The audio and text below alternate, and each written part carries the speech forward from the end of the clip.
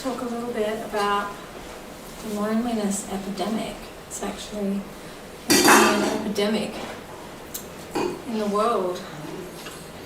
And I thought I'd read this from an article published by SBS. I thought this was really interesting. If you're incredibly lonely, the somewhat confronting news is that you're ironically not alone. Nearly half of Americans suffer feelings of isolation and sadness at least some, if not all of the time. The incredibly bleak news, however, is that the loneliness you may be experiencing will probably afflict you again in the future. To find out just how bad it is out there, researchers at the University of California, San Diego School of Medicine, asked 340 people between the ages of 27 and 101 about feelings of isolation, and used a number of measures, including the well-established UCLA loneliness scale. They've even got a loneliness scale. Their findings, published in the International Psychogeriatrics, were so great. Basically, throughout their entire life, male and female adults experience between moderate and serious loneliness. But it's at its worst strongly during your late 20s, mid-50s and late 80s. This is noteworthy because the participants in the study were not considered to be at high risk for moderate to severe loneliness. Dilip Jest, a distinguished professor of psychiatry and neurosciences and the lead researcher, said, "They didn't have major physical disorders, nor did they suffer from significant mental illnesses such as depression or schizophrenia, in which you might expect loneliness to be problematic. Though there were clear demographic limitations to the group, these participants were, generally speaking, regular people, just like you and me." The intensity here is key. Because a little mild loneliness from time to time is common and expected, researchers only looked at the feeling in its most miserable form, from which more and more people are suffering every day.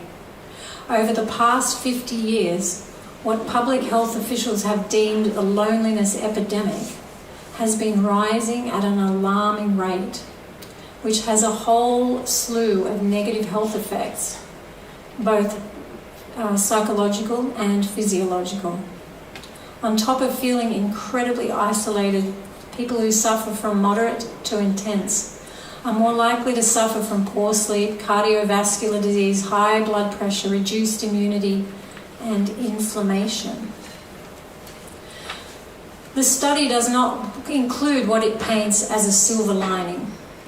Ellen Lee, a research fellow at the School of Medicine, noted that the findings show a strong inverse relationship between loneliness and wisdom, which may be due to the fact that behaviours which define wisdom, such as empathy, compassion, emotional regulation, self-reflection, effectively counter or prevent serious loneliness. So don't you think that's pretty interesting? This is exactly what we teach here. Spiritual wisdom prevents serious loneliness. And the reason why is because empathy, compassion, emotional regulation, self-reflection are you living closer to your true nature. So that's why people who are self-reflective, they regulate their emotions so they don't go over the top with their emotions. They try to, refrain from getting too angry or getting too emotional. This is all a part of the yoga system. And if we try to cultivate these, compassion and care for others and, keeping our emotions in check, this is all bringing you closer to your natural condition as spiritual being, because you are full of compassion, you are empathetic, full of empathy. So I just thought it was really interesting how they You know, there is a loneliness epidemic, but they give you a little bit of it'll save you going into serious loneliness. But as they're saying here, that everybody's going to feel loneliness at some stage in their life, you know, if not over long periods of time. There was a lady just recently who said that, you know, she was a blogger, and she said that she had everything. She had 2 beautiful children, she had a wonderful husband, and she'd lie in bed next to her husband at night, just, you know, being grateful for everything that she's got. But she said she had this really strong feeling of loneliness. Even though she was right next to her husband and the kids were in the next room, she felt lonely. And so many people, I myself had that experience before I took up this meditation practice. I'd be at a party, and there'd be 100 people at the party, and I'd be so lonely and empty at this party, even though there were so many people there. I'd sit at the chip and dip table. People have probably heard this story. Champagne, chips and dips, champagne, tips and chips. I didn't know what to do to fill this loneliness, this void or this emptiness that I had inside. And, you know, often loneliness is really, it's an emptiness, yeah? It's an empty feeling of emptiness. And the reason why we feel this loneliness is because we're not living according to our true nature. Our true nature is actually when we are connected with our best friend, the Supreme Soul. When we have that connection, then we don't feel loneliness, you know, because that's our natural condition. But we've forgotten about this wonderful relationship that's there within our reach, to start to reignite or reawaken that union or that, you know, that connection. We need to reconnect with our best friend, with the Supreme Soul, and then you don't feel lonely. You'll be walking down the beach all by yourself, and people think, oh, what a poor lonely soul. No, they're not lonely. They have their best friend with them all the time, 24/7. He never leaves you. He's always there. He's seated within your heart alongside you. You, the spark, him, the Supreme Spark, the Supreme Soul. So I wanted to read this little verse from the Srimad Bhagavatam, where the Lord himself states, "Long ago, you knew me as your dear friend, but now you have forgotten me, trying to live separately from me and enjoy separately from me. But previously you knew me as your dear friend." So this friendship that we have with the Supreme is eternal. It's never not existed. It's been there forever. But this is like a chapter in our life. People think of our life as being from when we're born in this body to the death of this body, but that's just a tiny chapter.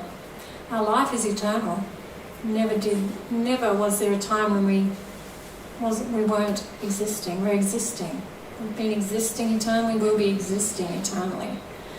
And so in this little chapter, when we're in these bodies, away from, you know, our true nature, away from that connection with our Supreme Friend, it's lonely because we're not living according to our true nature. So that friendship that we have with the Supreme Soul is there. It's been there eternally. It's a part of you. Some people are maybe atheists, come in here and I don't believe that. Well, you don't have to believe it, but it's the truth. It's actually the truth that you have a Supreme Friend and an eternal relationship with that Supreme Friend. So while we're in these bodies and have forgotten, we're going to feel lonely because we're not connected. And how do we reconnect? These mantras actually reconnect us. They uncover, reawaken, reignite that relationship that we already have. It just needs to be uncovered. And that relationship, you know, we've come into these bodies, and when we do, we're covered by so much material contamination, and the longer we're in these bodies, the thicker that muck gets around us, the soul. So, you know, we've completely forgotten about our identity, thinking that we're the body, and we've forgotten that we have a Supreme Friend. that's with us is closer than anyone could ever be. He's within your heart, alongside you. So it's a matter of just reawakening, taking that up, cleansing away that covering from you.